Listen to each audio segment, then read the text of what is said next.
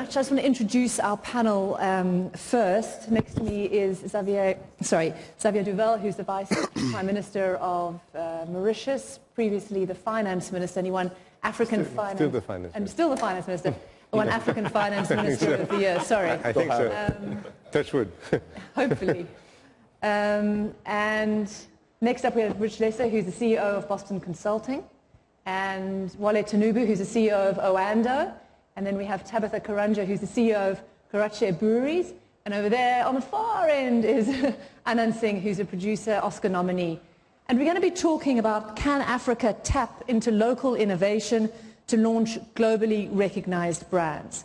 So is there a point of doing this? Do we want to go global? And is it necessary? And I think, just to take a step back, it's worth thinking that here in South Africa, we have one of the most globally recognizable brands, a very valuable brand, potentially, a brand so valuable that it inspires pride and love and respect, and it's a brand that is recognizable from Beijing to Buenos Aires to Bloemfontein. And it's a brand built on consistency, on principles, a brand that has fundamentally changed the landscape of this country and fundamentally changed the lives of not just every South African, but many people around the world. Now, what is that brand? Nelson Mandela. So, you know, he is many things to many people, but he is one of the most powerful, lucrative, recognizable brands in the world. Anand Singh has just produced a movie on him, Long Walk to Freedom. And it's taken you 20 years, more than 20 years, to get a movie about potentially the most famous brand in the world onto the screens. Why did it take so long, and what were the real challenges in telling a story about a man who simply is quite fantastic to many people? You know, I think certainly the idea that Mandela is a brand and an African and South African brand, it's probably the most significant brand in the world. You know, you think of Coca-Cola, you think of Mandela, and what Mandela represents and the values that he represents that the world has embraced. So, you know, it's been a fantastic honor to be granted those rights and to make a film of it, but with it comes responsibility. So the function of making Long Walk to Freedom into a film has had many challenges. It's an amazing life, and you're trying to encompass it into a 2.5-hour film, which in itself is a mammoth task. So, you know, that 20-year period was very much introspecting, going into the book, going into his life, talking to people close to him, and trying to tell his story in a true, honest way so that people identify his weaknesses and his strengths and what made him become that brand, how he stayed to his values. So, you know, I think when I was granted the rights, I thought, well, maybe in 5 years I'll make the film.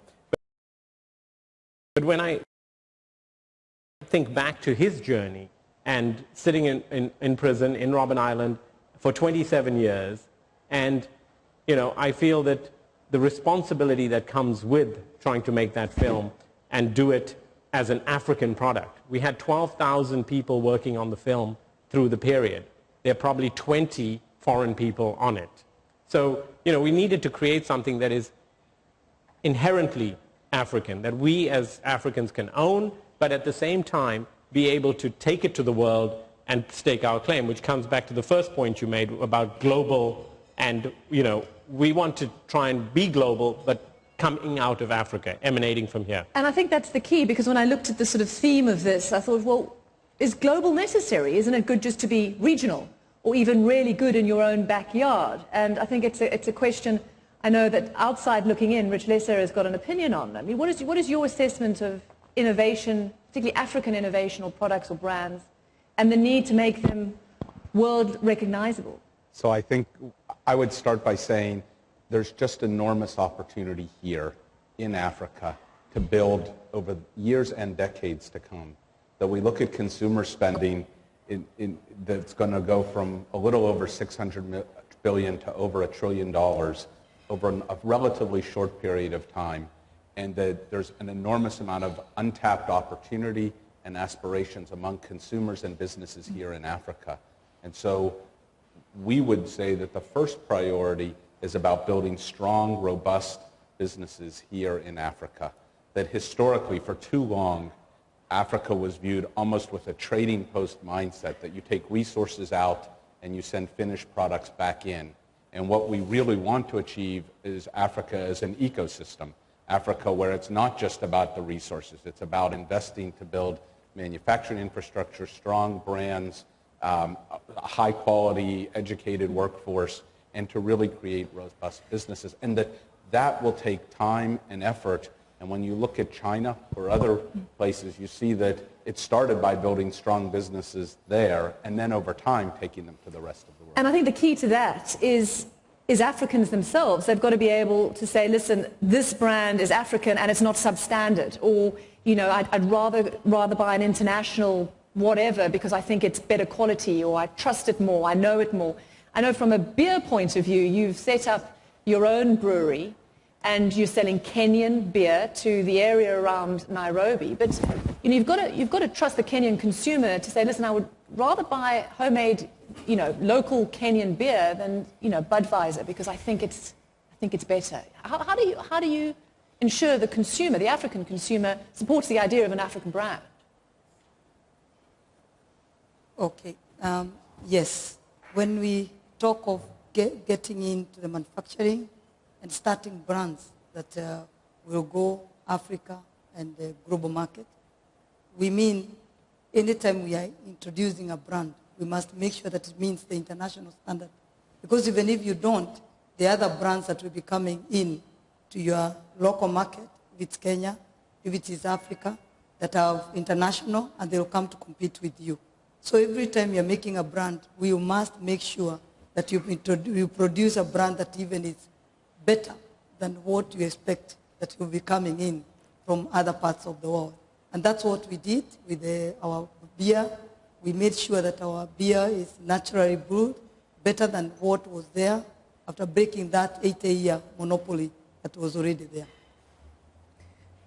Making it better, but it just needs to be good. Does it just need to be consistent? Wale Tinubu, what's your experience in terms of creating your own empire in West Africa when it comes to oil and gas? But I mean, it's been a tough road, hasn't it? It was tough, but I think one of the first things we decided early on in building the business was that we wanted to think local but act global. We wanted to create a business which had global standards in all we did, down to something as simple as our business cards or our presentations or the letters we wrote or the service offering we gave to people.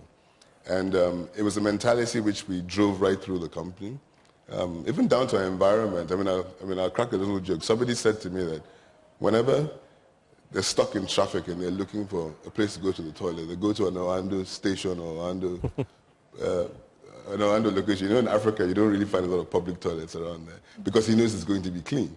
And that was a mentality we drove right through the company. And we've been able to take that brand and utilize it in driving the business in terms of our quality, our safety, our operations, and duplicate that in every business which we've gone across. And I think that what I actually look forward to seeing is the continent brand itself as a place for investment, a place for good returns, a place for good corporate practice, such that we can at least get that soft barrier broken and we can actually start to trade within ourselves as one trading group, build local brands, and then face the international community. Because we do need to be good at what we do locally first before we can drive those brands externally. Absolutely. I want to talk about this a little bit later, but before we get there, Mauritius, in a way, has become the poster child of a place, to ease the ease of doing business. It's a regional economic hub when it comes to South African companies trying to set up businesses. You, in a way, have very, very blatantly rebranded yourself away from being just a high-end tourist destination. How did you do it, and what was the real key in terms of trying to change the narrative? Yes, I think a country's brand is, in fact, what it lives, what is the reality. It's not just hiring a PR company and saying, listen, we've got a strategy. As they say, it's not what people say about you, it's not what you say about yourself, it's what people say about you.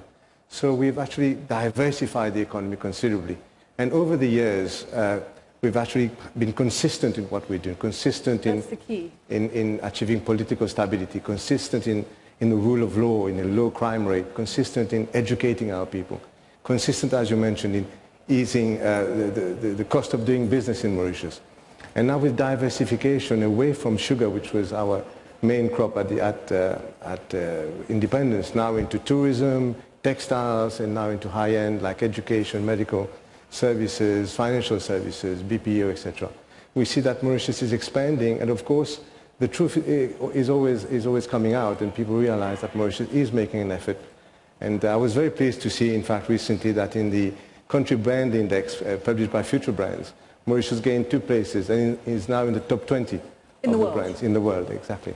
Ahead, first in Africa and ahead of many, many large countries. In many ways, one of your benefits is that you're small, you're an island. You know, Nigeria is large and unwieldy. You know, how more difficult is it to be able, you know, you can be small, you can start off small, but it's about scale in many ways. You know, you can brand yourself, but it's harder the bigger and more unwieldy it gets. I mean, give me some sense in terms of making something bigger brings its own sense of problems. And are there any lessons any of you can offer our audience and how you manage that in terms of upscaling? I think just leading on from the points you mentioned, I think branding is not really about hiring a consultant to say this is what you should be. Your brand really is what you are, right? Now, so if you made the point about Nigeria being large and unwieldy, yes it is, but what is interesting about Nigeria is that you have centers of excellence in everything. So if it's the telecoms market, for example, there are 100 million lines there, first-class companies have developed, and interestingly enough, African brands. You know, MTN is African, Glo is an African brand, all offering world-class services. Airtel before was V-Mobile, was an African brand with a Zimbabwean technical partner. And all the services were the international quality, and those centers of excellence have been built up in different areas. For example, we've gone from 2 million tons of cement production to 20 million tons by indigenous entrepreneurs, offering world-class services with world-class standards, first-class plants, okay, built with the latest technology. So effectively, what you see is a very large, to a certain extent, unwieldy country with excellent centers of excellence, which are gradually being duplicated and converging and aligning a nation in a new direction. And I think that's what is clear, and that's effectively what Nigeria is increasingly beginning to stand for today. We've talked a lot over the years, and in many ways, one of your big bugbears in terms of sort of kickstarting African innovation or small African brands to make them bigger or better is the issue of capital. You're a little bit more hopeful, you're a little bit more excited about the amount of money coming in to actually allow this to happen. I don't know if you want to say anything, Rich, about, and Anand as well, about perhaps this outside looking in perception. Is it just about people thinking, oh, the narrative's different, this, you know, I'm hearing better stories about Africa? Do you think it's based on a real appetite? So I'd just like to start just to build on one point that you had just said, which is there's this tendency to decouple the brand from the offering, and they're inextricably linked, and the offering becomes the brand. When the offering is built on high service and product quality, when it's built on talent and people, then that can be the starting point for defining the brand. And I think what we're seeing now is innovation and companies and more of a spirit of entrepreneurialism that's starting to emerge across Africa, that in part is because of the progress on the governance front, which is not all the way there, but boy, there's been enormous progress over years to create more rule of law, more stability, and more opportunity. And now you see businesses starting to form. And so we look at a company like M-Pesa, which is started by Safaricom, which offers mobile banking in Kenya and now starting to take it elsewhere. I mean, it's creative, it's entrepreneurial, it's a real service advantage, and then that defines the brand. And there is capital, but there's frankly more capital in the world than there are investment opportunities. And so the challenge is to create an environment where investors who see the growth potential, who see the potential to be a part of a growing, vibrant economy, feel comfortable with the risk end of the equation to want to invest around businesses. I think, you know, certainly from a standpoint of our industry, what we've tried to do, and I think it's true to every industry, is over the last 20 years tried to do quality work even if it's at a minuscule budget by global standards, you're establishing the quality, the capability of what you can do in this country or this continent. And then as you grow, so whether it was Sarafina or Yesterday, these little movies that we made that got attention, but it never went to the $500 million box office level. You just keep at it and you keep doing good quality product. You build a reputation. And with that reputation, now we have a film, which is Mandela, which is telling a story which hopefully hits into all of the boxes that you have to tick to go and compete with Iron Man 3, because they're spending $250 million making the film. But you know what? Intrinsically, people want to hear stories and be moved by it, and that's what we as Africans have, great stories. So how we tell that and how we put it out there and how we compete is also reputational, and I think that is something that exists with every business, irrespective of how it starts, when it starts. You have to just build on the blocks. When we talk about, this potential and, the possibilities and all of that, I mean, isn't there a sense of urgency, though? We can all agree, everyone here can agree there's potential. 1 billion people, new consumers. But isn't there a risk that this is potentially going to all not fulfill its potential? Because 1 billion people perhaps are not as educated as they should be, that there's a tendency to try and downplay the risk now, perhaps because it's not fashionable. Do you sort of, how do you balance that? If I can intervene here, I say that I think what's happening in Africa is that we're seeing a number of role models taking the lead. And that's very important, because once the role models succeed, then the rest of Africa, the rest of the populations in Africa, will require other governments to do the same. So I think we're in fact going to see a snowballing effect. The reforms bringing prosperity in some countries and other countries being forced to follow. But there is a sense of urgency, isn't there? I know the IMF has just said, if South Africa doesn't deal with growth rates and inequality, there's risk of instability. And that plays into the brand. It affects a country like South Africa. In the last year, violent strikes severely affect the image of a country, no matter how hard they're trying or doing well. I think building a brand and economic development happens a block at a time. You can't rush it. It has to happen. It has to be linked with education. It has to be linked with training. It has to be linked with development of infrastructure. It has to be linked with reforms in doing business, low corruption, etc. But I really believe that growth in Africa is here to stay. I think that's the in fact, global thinking nowadays. But obviously, countries need to get together to make it happen. We sometimes rely on trade with outside, the rest of the world, whereas in Mauritius we believe that there's a huge potential in inter-African trade. And we're not really tapping it. We have infrastructure issues, but we're also cost of doing business issues. And these do not cost a lot of money, but they require a lot of effort. And in Mauritius we've joined a group of 5 countries to try and accelerate the reform, because we think that the reforms are not going as fast as they should do. Just to bring in Tabitha, I mean, from your point of view, East Africa is being quite progressive in trying to create some sort of economic zone. How important is that for you as you look forward in terms of expanding your beer company? But also, it's difficult, isn't it? I mean, just trying to distribute in Kenya has its own set of problems, never mind trying to cross the border. For me, I believe that we can do it. We as Africans, we can do it. And we need to believe in ourselves that we can do it. We need to know that we have enough market out for the African continent. Whatever we'll do, whatever we'll put forward. But we need the support from above the lower. Let's say our leadership, the governance must be set right, that any time anybody who wants to take a risk and invest in their own country and build up brands that will meet in the international standard, that has the support of the local government and the support as an African brand. Even as we are going through a lot of difficulties and all that, even to distribute in our country, in the East Africa, if we may say, we just need to understand that the market is there, and we will get that enabling environment created by our government that will be able to take the risk and put up capital so that we can start these brands that will meet those international standards. And with my small starting, I've seen even starting up a beer, breaking that monopoly that has been there for the last 80 years. I can say the support I've gotten, I'm ready to move and even do the version. You can see the banks are ready to do the financing and all that. We just need to believe in ourselves. Then the world will open up for us and we'll be ready to move. I mean, how important is that, a sense of self-confidence? I mean, is it an intangible ingredient to all of this? Is it as simple as that?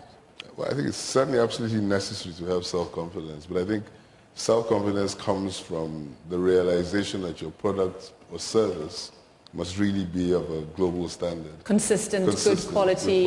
And then the brand starts to speak for itself. And then the next thing you start to deal with is penetrating regional markets, like she said, where enabling How have you managed to deal with that? Because the issue of breaking down barriers, whether they're physical in terms of crossing borders or whether they're on paper in terms of regulation and that, I mean, that over and over again seems to be the real impediment to all of this, really. Well, I think it's important to note that we need to stop looking at breaking barriers down as something which our governments ought to do for us. I mean, I figured that out in building a business very quickly, that half the time it hasn't been thought of by them, and you do need to spend time in educating them as to the reason why things need to be done. So if we wanted to break a government monopoly, for example, because we could offer a service, we would spend time educating the government, taking time through. We'd oftentimes have to draft the MOUs ourselves, explain what we're doing, and understand that, look, if we can cross the border here and ship these goods here, for example, we could make X amount of revenue for the state. This is what the state gets, and this is what we create, and this is the number of jobs we do, and oftentimes we succeed in doing it. So all of a sudden, regional trade now is a priority.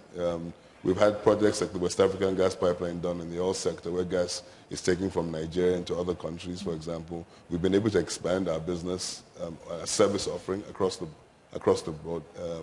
And as opposed to a situation where the continent used to wait for foreign investors to come into our continent to do it, now it's been done by a lot of indigenous players who've succeeded in delivering quality goods and services in their own local environment and are now confident enough to take those services next door.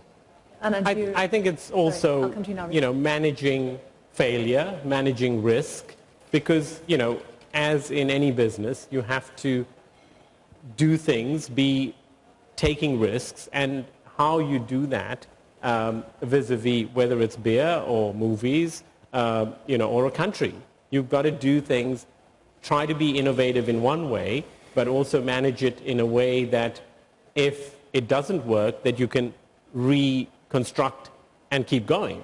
So I think starting with your question about why the movie took 20 years, because it was very much that. It's, one piece falls in, three pieces fall out, three pieces fall in, one piece falls out. And how you manage all of this, and likewise, if a big brewery company in Kenya it has monopolized the country's beer, logistics of getting delivery, and how do you get that, how do you do it? It's all the same thing. I do think we're in a transition period where there was a period of time where it was about just rebuilding underlying confidence and belief in Africa and its potential. And I think we're now on a transition to a real focus on how do we unlock the potential, particularly the human potential that exists here. And I would point to four elements. One is around infrastructure, connecting the continent, addressing some of the huge issues that exist in power, water, transportation, information technology. A second huge one is around education, to really have the billion member workforce that's coming along, feeling able to contribute. We have to continue to invest in education, and that will mean both traditional ways of education, but leveraging new technologies as well to be able to reach more people and give them access to the world. The third is around health and having de-risking for individuals and having a stronger health foundation. And then the fourth, frankly, is around empowering women.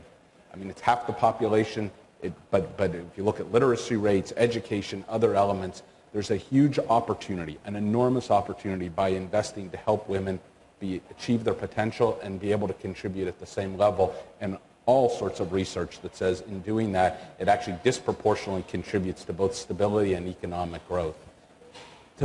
Getting those four elements is really the next step in unlocking the potential to have businesses feel confident to want to invest here and have entrepreneurs and others want to grow and create.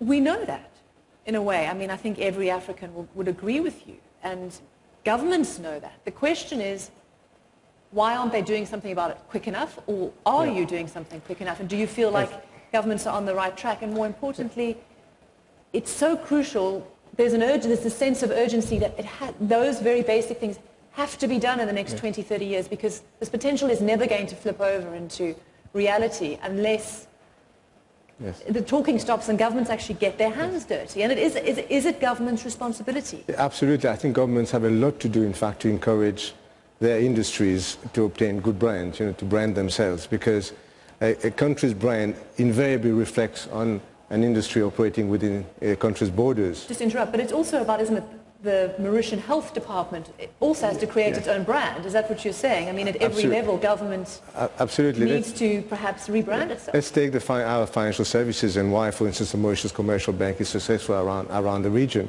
Because I think in Mauritius we have created a well-regulated financial services industry, which is based on law, which has a good reputation itself. Therefore, banks operating from Mauritius can enjoy that reputation. And the same perhaps for our tourism industry, where the environment of the country is conducive to not only the development of a good hotel industry, but supports the fact that when you market yourself as a high-quality hotel, that is supported by the brand of the nation itself. So I think governments have got to do a lot, can do a lot to support its export industries generally. But I think the question is that are governments capable of doing it? And at the same time, is there a responsibility on the private sector? I know, Wale, we've talked about it with leaders before. Do you have to do what Tabitha did and literally sort of keep on poking your finger in the eye of the monopoly? Is it the responsibility of the private sector to really be tough and to break down these walls and help government in the way you say you've literally got to take them kicking and screaming, holding their hand? I mean, is there a moral responsibility to do that? Well, apart from... Or is it just it's obviously financial? I mean, it's... Apart from moral responsibility, it's just good business. Exactly. In the sense that we've come from, a lot of the continent 30 years ago was involved in civil strife. There was military rule. There's been a lot of democracy. I mean, I think 80-90% of the continent is now democratized. Good governance is kicked in. Because as you had democracy, you had people recognizing a need to deliver to the promise. And there's been a lot of liberalization of the economy. So all of a sudden, having a government position doesn't guarantee you access to resources like it used to, because population explosion has occurred and the government simply cannot cope. So a lot of the liberalization has actually been driven by A, government's realization that it needs to relax the restrictions on trade, but B, also the private sector realizing that it needs to capture the moment, and expand its own service offering, improve its quality. So we've had financial services groups springing across Africa, supporting small-scale industries, medium-scale industries, as well as large-scale industries. And we've seen an evolution of trade, particularly indigenously grown businesses, which operate at global standards and are able to employ hundreds and thousands of people and create a better quality life for African citizens. Well, I think that it's a collaboration. Certainly from our industry, we've learned that 10 years ago, it was a minuscule industry in South Africa, and we had meetings with government, talked about incentives that were available worldwide. The Department of Trade and Industries then introduced an incentive program. The film industry has exponentially grown in the last 10 years from maybe 100 million rand a year industry to almost 8 billion rand a year industry. And I think now Mauritius has introduced their incentive program. These things take time to grow, but it was a collaboration between industry and government has recognized that the biggest benefits that they have generated in programs that they've created in South Africa, the film industry is one of the most tangible. So, which is really quite something when you think back in a short period of 10 years that it's grown so well. So I think it is definitely the responsibility is on the private sector to work with government in trying to get to a place that we can build for the country and the continent. The issue, I know Wale discussed it, sort of pockets of excellence within Nigeria. I mean, when you look 10, 20 years ahead in terms of the African continent as the world's workshop, or the potential to be the world's workshop, is it again that sort of model of there going to be pockets of excellence, and there is going to be this sort of perhaps disparity or this inequality of excellence? Well, sorry, go ahead. Well, I mean, any of you? I mean, this is sort of a general question. I don't think so. I think the pockets of excellence multiply, and you start moving in one direction. I mean, you're in the movie industry. Let's take the Nigerian movie It's exactly industry. the point I was going to make. Yeah. Initially, it was young people with a home camera shooting videos with a lot of noise in the background and changing scenes behind them. The quality was very, very poor. Gradually, the quality has improved substantially.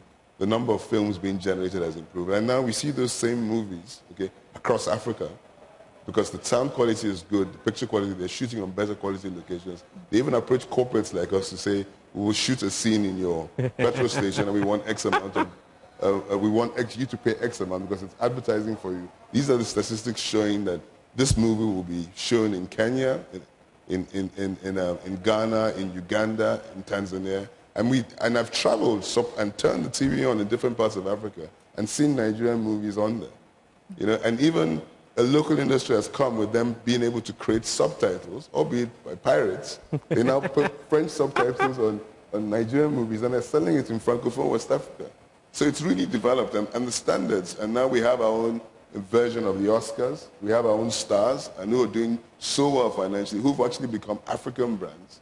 And with Mnet being there to distribute these movies, you know, all of a sudden, African movies which were something which you shot in the corner 10, 15 years ago are things that are of world-class recognition today. You touched on the issue of pirates, and I think for you, earlier on when we were chatting, that was one of the barriers you felt that in terms of getting your movies distributed in Africa. The issue of corruption, piracy, this even parallel informal industry can dilute the brand? Well, look, just adding on to the point of Nigerian cinema, I think it's a matter of time that there'll be a great film coming out of, whether it's commercial, whether it's artistically, creatively. But is one enough? Doesn't it need to be a whole lot every year? Yeah, exactly. You know, because you're building on, you know, that starting in a sort of back room making these soaps and then learning your craft and developing and continuing, and it will happen. You know, you've seen it in other countries in the world. You've seen it in India, and then Slumdog Millionaire comes along, and then it does enormous box office, a little film with a heart-wrenching story. So it's going to happen. It's just a matter of time. But I think the barriers, like piracy, is a big problem. When I did Sarafina several years ago, I mean, I was shocked when I arrived in places in Africa to screen the film, and it's already on then video, you know, and we get no revenue on it. So, you know, I think when you make films and you look at regulation around the world and copyright protection, it's basically stealing, you know, people don't think to go into a store and steal a carton of milk, but they'll be happy to go buy a pirate video off the guy on the street, which is essentially the same thing. You know, the creative community that put that together, they're being robbed. But we need to develop, and from a governmental level, that all of these things are done in a proper way. It'll develop the cinema industry again, which is slowly happening, but there needs to be more action. I mean, even in China with piracy, you know, that's something that's being dealt with now because, you know, it's an enormous revenue stream, both for government of the country because of the taxes, because they've got, you know, each movie ticket sold, you get a piece of the action, the government does. So, you know, it's something that we have to get our hands around, talk to government, and we're doing that certainly from South Africa. And I think on the products that are created in Nigeria and they come here, at least, you know, those are being sold legitimately. We distribute some of the Nigerian films on DVD, and it's amazing how well they've grown over the last 4 or 5 years. But this issue of piracy and corruption in the greater scheme of things, I mean, for someone like you starting a business, trying to deal with the sort of the big monopolies and work within the Kenyan environment. I mean, did you have trouble trying to make your way through any issues around corruption, and how important and how much of a barrier has that been to you? As I said from the beginning, that belief, the lack of that belief is what made us, somebody like us now, going through those problems. Because you're saying you want to make a beer, you have been having a beer for the last 80 years. So who are you to tell us that you can make a beer because you're African? But the minute now we have that belief, we won't have people going through those problems. But it is true, we went through a lot of barriers, and that's what keeps on me every day believing that we Africans, we can do it. And we have that will. And all what we need is that enable environment so that we can do the business, that will enable us to do the business. And every time, in every part of the continent, we are talking of job creation. Every country is suffering from job creation. But the problem is, you wonder, why is it that everybody is not understanding that all this can come through creating businesses that will create those jobs. So meaning we need to encourage more Africans so that they can make more industries, they can risk in their own continent, and after they create those employment, we'll start seeing even the poverty level going down. So going through these difficulties and all that, I believe is because even us, maybe our leaders and ourselves, we don't believe that we can do even better than what the multinationals can do. How key is the issue of transparency in terms of you as a country presenting your brand to the world? I think it's been very key, hasn't it? Absolutely. I think the question of honesty, transparency, good governance is essential to a country's reputation and to its citizens as well. I mean, we all need to be proud of our country, and that obviously, the more that we apply the rule of law and transparency and etc., the better we feel, and the more we're able to attract foreign direct investment. We've seen in Mauritius that adopting a rules-based approach to licensing of investments, for instance, does bring certainty and does attract investment into our country.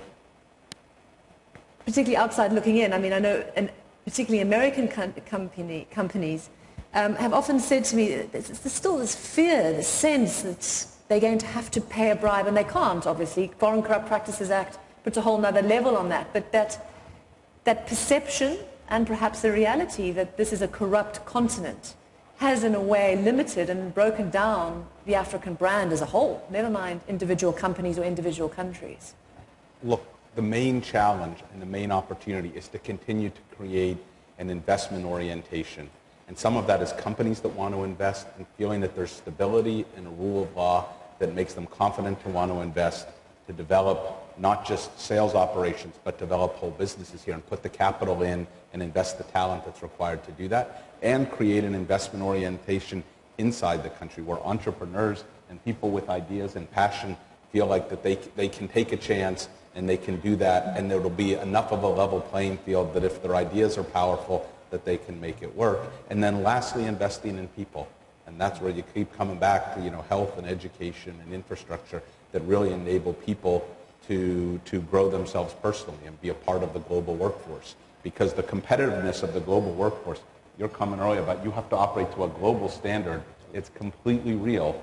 And so we need to develop the talent here that can compete not just with people in the neighborhood or in the same country, but around the world in order for it to be a workplace for the world. And that's the opportunity.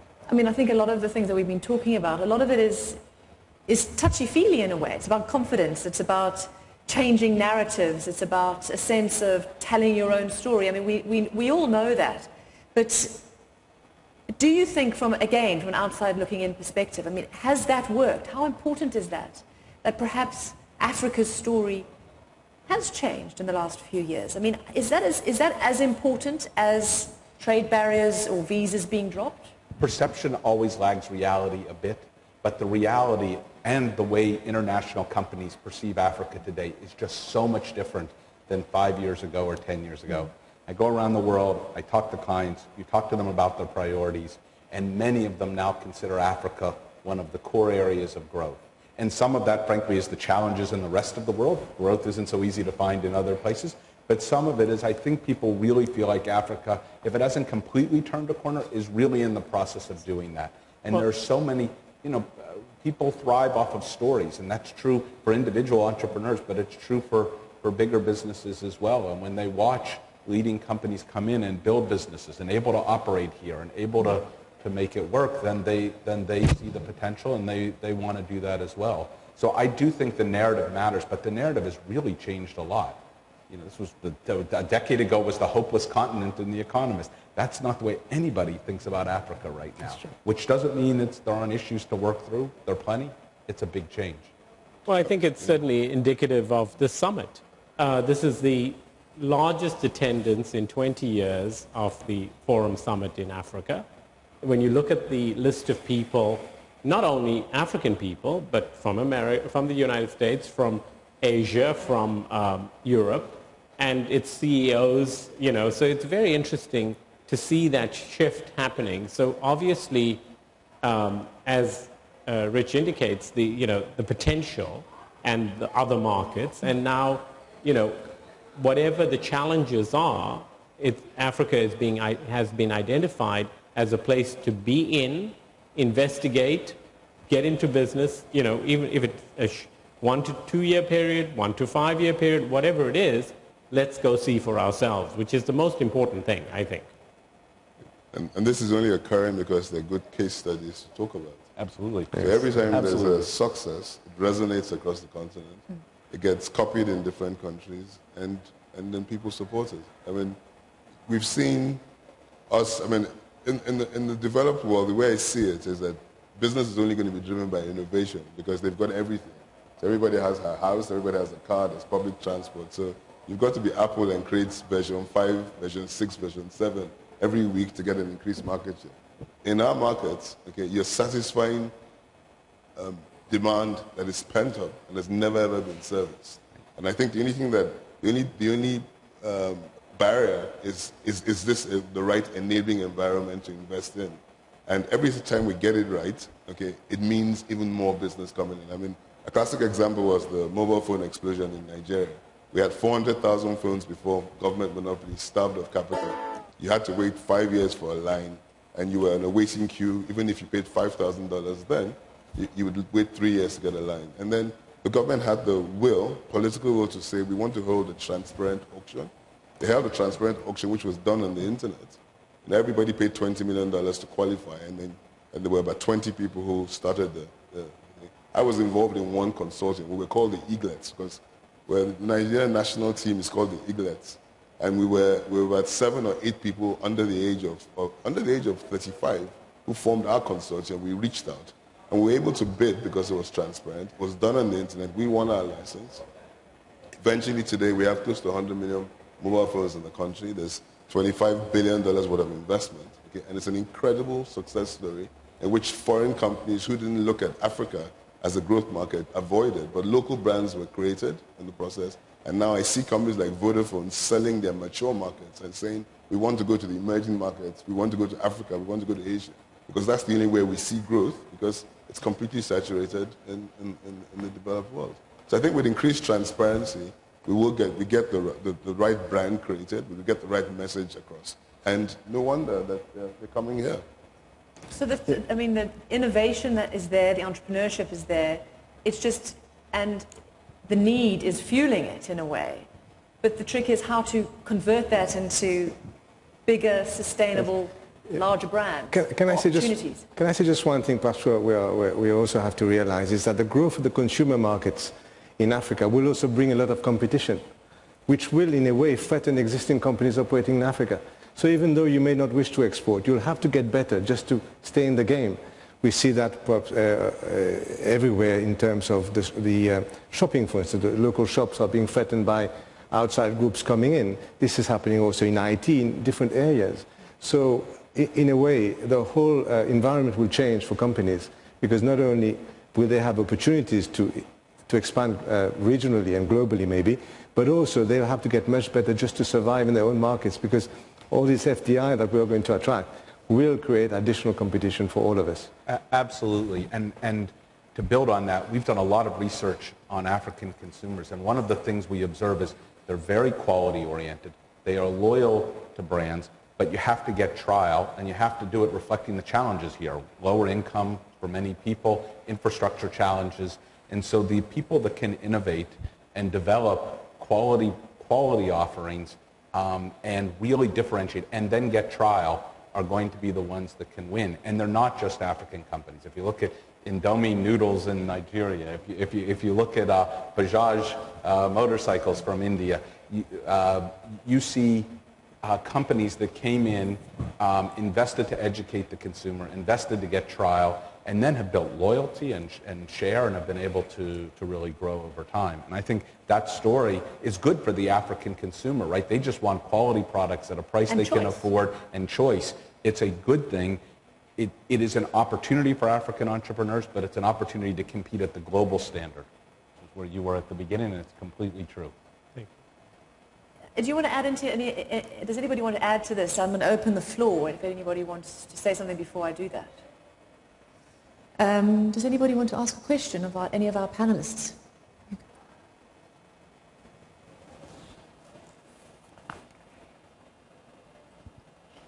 Hello, my name is Ato. I'm from the Accra Global Shippers Hub in Ghana.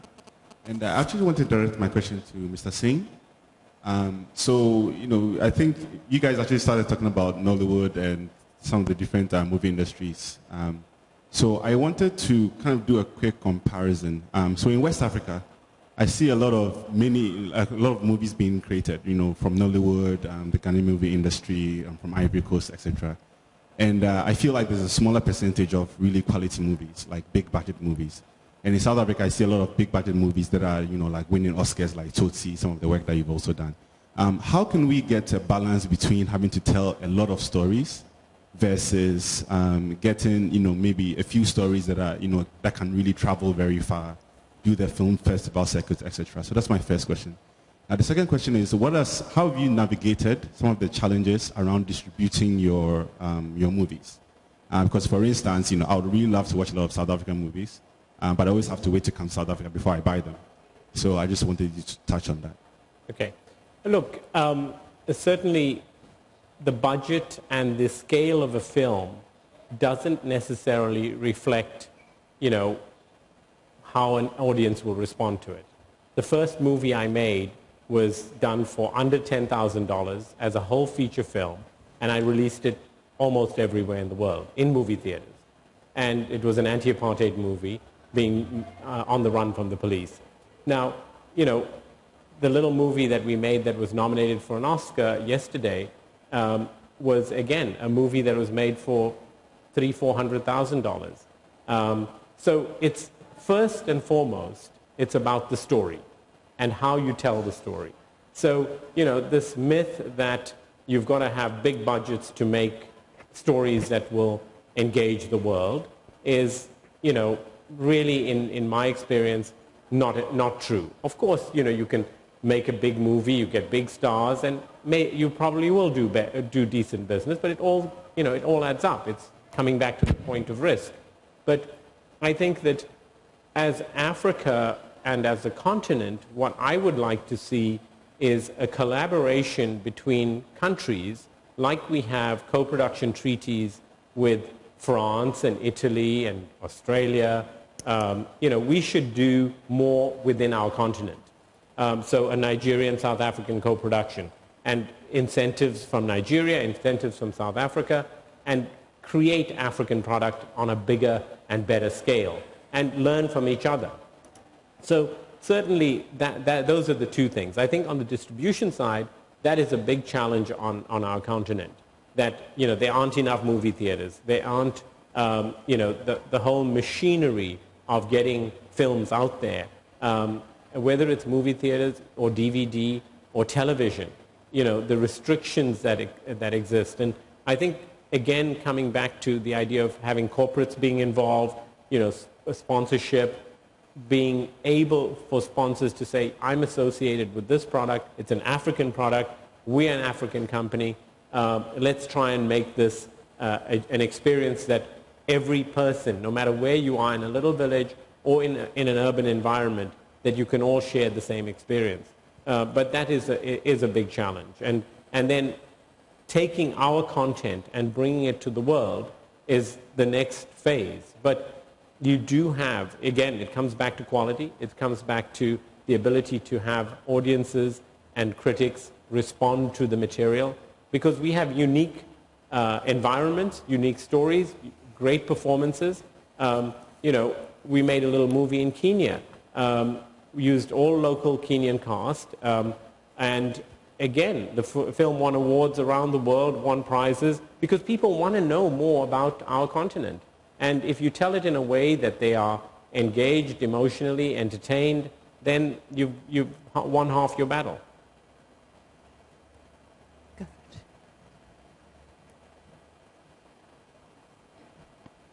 Thank you. Can you hear me? Yes. Okay. My question is actually to the Honourable Vice Prime Minister from Mauritius. So I have two questions. My name is Barbara, by the way. I represent the Financial Times Foreign Direct Investment magazine. And so my first question is much more general. There's a lot of this optimism in WEF. But one of the things that I can't help but question is, what's to say that this boom that Africa is going through isn't cyclical? So yes. Post-independence, 1960s, Africa went through a massive boom, and then it dipped. So that's the first question. How is this just another cyclical trend? And the second thing is, could you identify to me some of the bottlenecks and some of the risks within Mauritius doing business environment that prevents local businesses from innovating effectively and also growing? So could you also maybe talk about the risks that you have identified? Thank you. Thank you. I don't believe that it's a short-term growth cycle that we're seeing in Africa. I believe that it's not just a commodities boom and the prices are going up and then African countries are doing well. I think firstly the quantity that is being extracted is much more than before, firstly. And secondly, and importantly, this is all being now linked to good governance. So we see reforms all over the continent which will embed the growth. I think this is happening also. And as I think previous speakers mentioned, it's hard to find high returns around the world at the moment. So people are investing in Africa also because they see the higher returns. There are higher risks involved, and that's where we see Mauritius coming in a way, because countries like Mauritius can also help by sort of going via Mauritius. You can actually reduce some of the risks associated with investing across the continent because of various factors. In terms of innovation in Mauritius itself, I think that was the question. I think that traditionally we've been more of a manufacturing base. We haven't been able to generate the sort of research and development within our citizens itself that will bring innovation. But we are now realizing it more and more. And in fact, for instance, taking the textile industry as an example, we were just making suits and shirts for everybody else. But we now set up a fashion and design institute. And we're seeing actually young people in Mauritius beginning to design clothes and local brands coming up and becoming regional, etc. So there is to be a real effort in terms of the government itself, fostering research and development, fostering innovation. And that has to be, for a country like Mauritius, it will not grow, it will come by itself. It has to be fostered and encouraged by government. Great. I know you wanted to say something. Hi. Nishana, YGL for this year. And the question of the panel is, the theme of this panel is Made in Africa. And I'm wondering the panel's thoughts on how does Africa brand itself as different from other regions? So what is different and unique about Africa versus, let's say, Latin America or Europe or Asia? And what's unique about the Africa value proposition? Who would like to take that one? I'll start.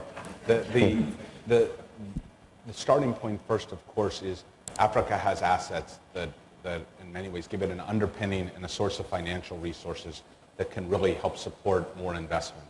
In terms of natural resources, in terms of agriculture, where 60% of the world's uncultivated land sits here, and really creates a foundation to be able to reinvest that should be very helpful for years and for decades to come.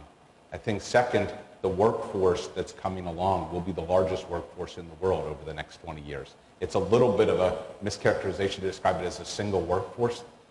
Africa is very diverse. There's hundreds of languages. But even then, there's a very large workforce that should stay relatively low cost for the rest of the world for a long time to come. But the challenge, of course, is then to differentiate beyond that.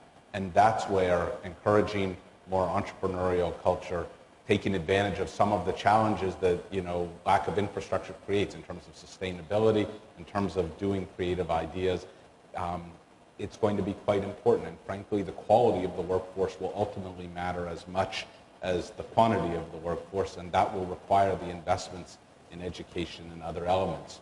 So the truth is there's a much better starting point than there was a couple decades ago in terms of the stability and the confidence people have in the region. And there's an underpinning of the ability to invest financially in infrastructure, the way Angola has taken $40 billion and put it into building infrastructure that the natural resources and agriculture offer. Beyond that, that's the next challenge for African leaders, is to not just go off of what's there naturally and the quantity, but to invest in quality that will attract companies to want to be here. And that story is not yet written. Just to add to that, I think the underlying point is that the continent is transforming, but is also doing it responsibly. So I'll just give you some very, very basic examples. This is boom time for the continent. And rather than hear stories of outrageous corruption, you're hearing about governments who are now balancing their budgets, paying off their national debt like Nigeria did. They passed laws like the Fiscal Responsibility Act, stopping them from spending.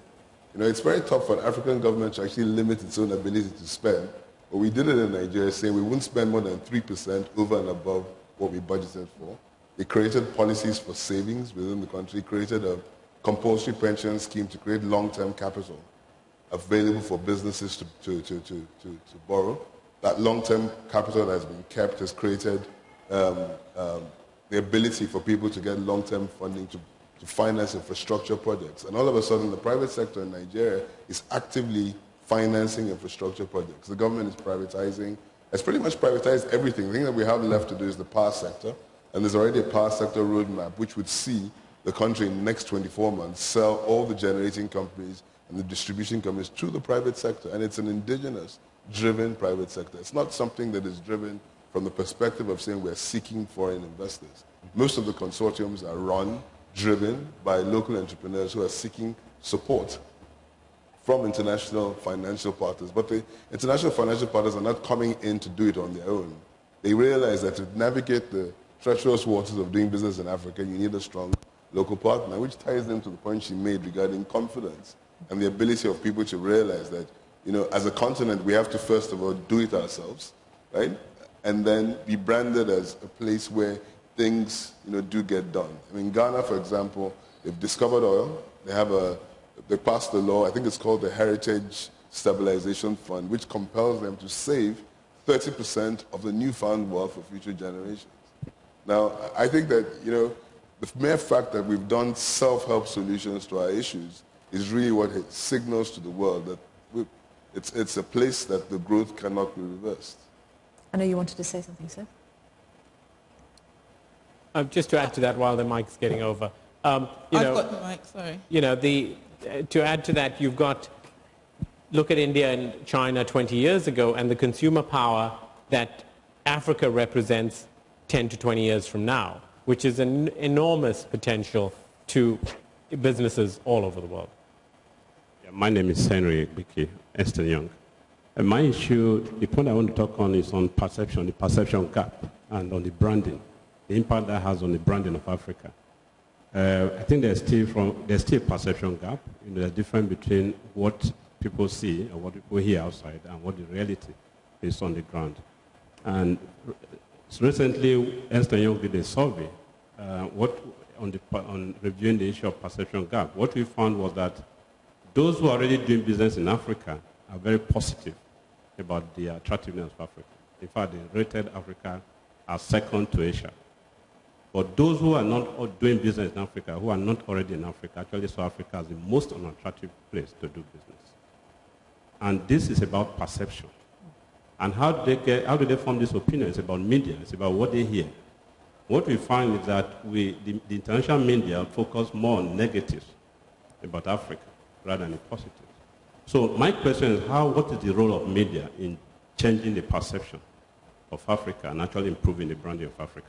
I mean, I'll jump in there. I mean, I think 10 years ago, 20 years ago, you could have argued that point. But I mean, you know, I work for CNN, and I think the African story is pushing a lot of CNN's coverage. I mean, from a business point of view and from a news point of view. I present a program called Marketplace Africa, each week telling African business stories to a global audience. You know, that wasn't 5 years ago. I mean, that wasn't a story that was being told, and it's an incredibly popular show. And I think from CNN's point of view, there's a responsibility from us, from the media, to also tell the real story, you know, warts and all. And I think that's why I was so interested in the narrative, because the narrative is so powerful.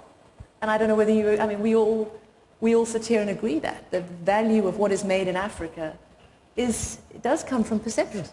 I think I would dispute the fact there is only bad news coming out of Africa. I think there's a lot of good news. And in fact, in some countries, perception, in fact, has gone beyond reality, and you would expect things to be better than they actually are, because there's such a lot of good news coming out of Africa. I think, no, I don't think that... in fact, bad news travels fast, we all know that, and good news is no news at all. But nevertheless, I think there's a lot of good news, which is probably dominating the bad news coming out. There's a lady at the back there. I know you. Sorry. Sorry, my mic is... Okay, they've switched it on now. Hi, my name is Dr. Ola. I run an air ambulance company, and I'm YGL 2013. And my question is actually directed to Mrs. Tabitha. I just wanted to ask, I think diversity is very important in business. I think the more personalities, the more creativity, the more different skills you can bring into a business setting, the better the business. But I also believe in Africa, our attitudes to women in business lags behind the developed world. So my question to you is, did you face any unique challenges that you thought perhaps when you were setting up your business that you think that you experienced because you're a woman? And also, since we're focusing on Made in Africa, how do you see us creating these global, international brands when we seem to be leaving 50% of the population behind? Maybe I can say, because of the type of the business I started, it didn't matter whether it was a man or a woman. So I can't say that what I faced or what I went through was because I was a woman. Because it was a competition, war, and it was a monopoly that was there for 80 years, and it was, people had to protect. So it didn't matter whether it's a woman or a man. But I can say, the second question is about the African.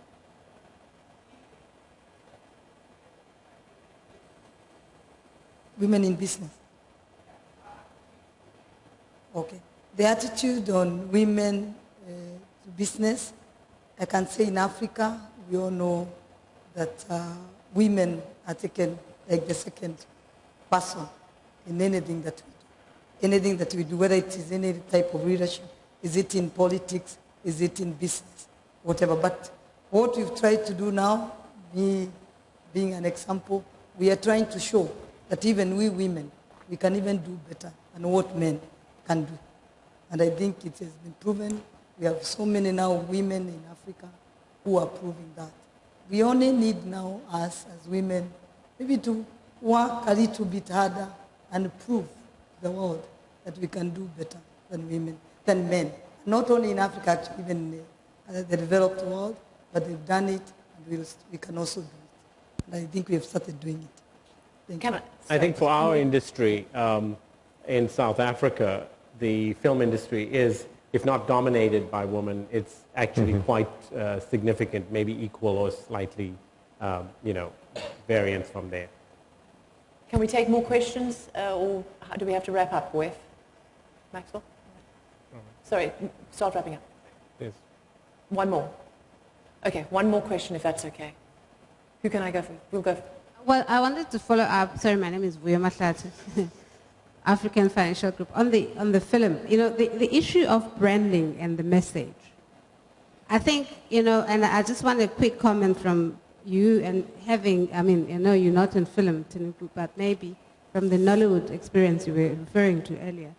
How do we shift? Because, some of the movies that are making it are still promoting the victim, issues of HIV/AIDS, which is fine because we're showing how we're dealing with some of this. But how do we begin to shift this, use film as part of the branding into messages that present beyond, just the struggle and the victim issues around some of the big challenges that we're experiencing, to begin to present a new hope story that is linked to that? Because I'm becoming worried with some of the films that are doing well, which are very good, but on the other hand, you listen to the message and just believe that we're continuing to perpetuate the stereotypes. Look, certainly from my standpoint, I agree with the point you're making. So the films that we've made, whether it was the HIV/AIDS story called Yesterday, which was an uplifting story, but very emotional in the journey of a woman who gets inflicted and the stigma that comes with it. The film I made in Kenya about an 84-year-old man who, former Mau Mau soldier who goes to school to grade 1 to learn to read at 84. You try to make stories that appeal to me as an individual or to any other producer or director. But we cannot prescribe to people, go make your movies, go do this, do that. Creativity is in the eye of the beholder. And if they want to make an action movie, if they want to be violent, I think the responsibility comes with public broadcasters when they put out a soap series every day and these issues are steered away from because they're afraid. That's a big mistake. These are issues that affect the lives of everybody every day, and they should tell it in a real form. But, broadcasters are afraid. So, that it's a very big dilemma because, nobody can come and tell me, well, you should make this movie. You want to make it? You go make it. You pay for it. You do what you want. But at the end of the day, as an individual, you assess your own responsibility, your own morality, and your own ethics, and you go do what you feel you should be doing. So it's a very difficult one. I think to interrupt, in a way, you bring up a good point, is that in branding your country or branding your company as world-class or quality or, do you have to be honest about all the negative stuff? That has to be very much perhaps part of the brand. You've got to be sincere and true to yourself in that way if the brand is going to be honest. So, there are issues, there are challenges, there are faults here, and, do you include that as part of the story? I think transparency in today's world is at such a premium. It is so different than it was even with social media and all the things out there, that to think that you can hide issues and people won't notice, it's not the world we live in right now, and it is far better to be direct, obviously to portray in a positive light the steps that are being taken to address things, but to try to instill quality wherever you can and be transparent. It is the world we live in, and it's critical. Absolutely. I think for a brand to be sustainable, you have to be based on the truth. You don't have to necessarily tell all the truth, but what you say is it has to be truthful, and it has to be something that people will experience when they actually come to your country. And without a doubt, the brand would really and truly reflect what the product, service, or ethos is. So, the point was raised about, are we leaving women behind in Africa? If you take somewhere like Nigeria and the public sector, at least 35% of the ministers are women that form the cabinet. The coordinating minister for the economy is female, the minister of housing is female, the minister of petroleum is female, minister of finance is female. So effectively, the key powerful parts of the economy are driven. So when we want to brand Nigeria from that perspective, is it a gender-sensitive country?